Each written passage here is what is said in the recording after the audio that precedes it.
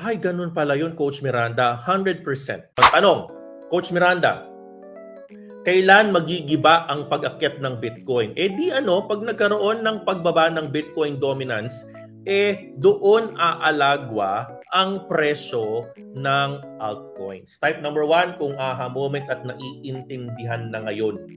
Type number 1. Para meron ka ng, wow, ang yabang mo, ang galing mo na, alam mo na yung sinasabi mo.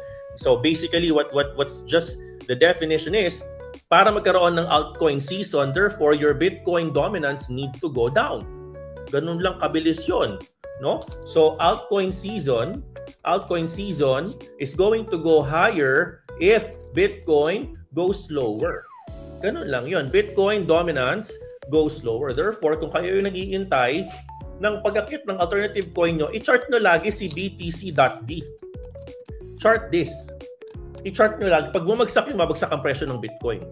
No? And the reason why Bitcoin is not going down because it has still a key level support. As a matter of fact, meron kang key level support na multi-month. No? You have a multi-month key level support.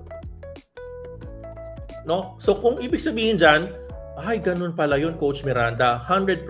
No? 100%, that is what is meant by that. No? You have your key level support.